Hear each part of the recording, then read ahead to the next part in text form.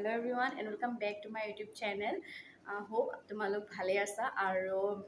আজি মই এই ভিডিওটো বেসিক্যালি পোস্ট প্ৰিফাৰেন্সৰ ওপৰত বনাবলৈ গৈছো তোমালোকে কেনেকেনো পোস্ট প্ৰিফাৰেন্স দিবা আৰু যি সকলে এপ্লাই কৰিম বুলি ভাবিছা ভিডিওটো মানে স্কিপ নকৰাকে চাবা তোমালোকৰ হেল্প হ'ব প্ৰথমতে মই কেইটামান ডাউট ক্লিয়াৰ কৰিব বিচাৰিছো মানে যিকিটা মই ম্যাক্সিমাম মোৰ কমেন্ট সেকশনত পাও ফাৰ্স্টটো হৈছে কি বা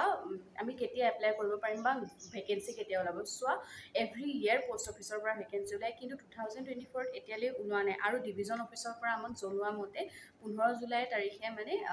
অনলাইন এপ্লাই কৰিবৰ কাৰণে পোৰ্টেলটো খুলি দিব সো 15 জুলাইলৈ কেইদিনমান বাকি আছে ধৈৰ্য ধৰা তোমালোকে আৰু যেতিয়া নটিফিকেশন আউট হ'ব মই জনাই দিম মোৰ ভিডিওৰ জৰিয়তে তোমালোকে গম পাবা আৰু সেকেন্ডটো হৈছে কি কম্পিউটাৰ সাৰ্টিফিকেট লাগিব নেকি মই অলৰেডি বহুতবাৰ কৈছো যে কম্পিউটাৰ সাৰ্টিফিকেটখন ম্যান্ডেটৰি হয় যেহেতু তোমালোকে ডিভাইসত কাম কৰিব লগা হয় আৰু মিনিমাম 60 ডেজৰ হয় আৰু বহুতে হুদে কি অনলাইন এপ্লাই কৰিবৰ কাৰণে কম্পিউটাৰ সাৰ্টিফিকেট লাগে নেকি আজি মই কৈ দিছো যে অনলাইন এপ্লাই কৰাৰ সময়ত নালাগে তোমালোকে যেতিয়া সিলেকশন পাবা ভেৰিফিকেশনৰ সময়তহে তোমালোকক কম্পিউটাৰ সাৰ্টিফিকেটখন লাগিব আৰু থাৰ্ডটো বহুতে হুদে যে বা মোৰ 60% আছে 50% আছে এপ্লাই কৰিব পাৰিম নে সো মই এটা কথা কওঁ না তোমালোকে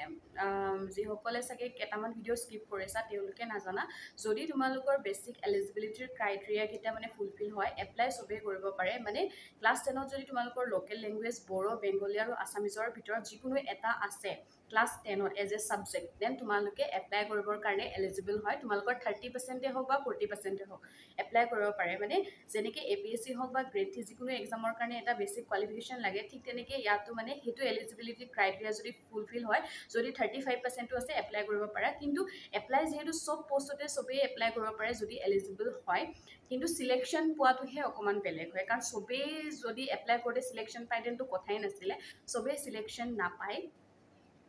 সেইকাৰণে আৰু বহুতে হুদে কি মোৰ 55% আছে 80 আছে মই সিলেকশন পামনে সো মই তেওঁলোকক কৈছো তোমালোকে এপ্লাই কৰিব পাৰা সো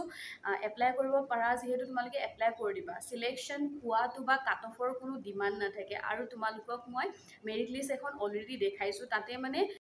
কাট অফ টু গৈছে 87 88 সো তোমালোকে যেহেতু এপ্লাই কৰিব পাৰা এপ্লাই কৰি দিবা মানে চান্স আছে নে 50% ত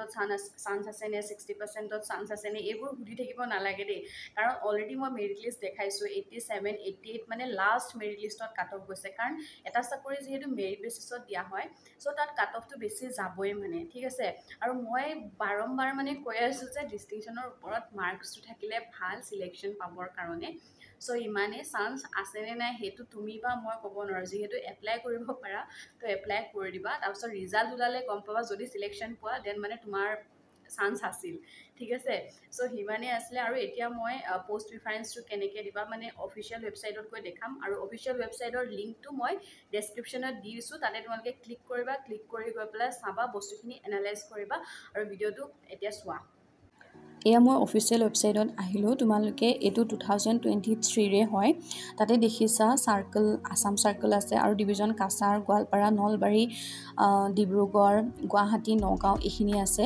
আৰু তোমালোকে যিকোনো এটা ডিভিজন সিলেক্ট কৰিবা আৰু সিলেক্ট কৰি তাৰ ৰাইট সাইডে ভিউ পোষ্ট আছে তাতে ক্লিক কৰিলে দেখা পাবা যে সেই ডিভিজনটোৰ আন্ডাৰত কিমানটা পোষ্ট আছে মই প্ৰথমতে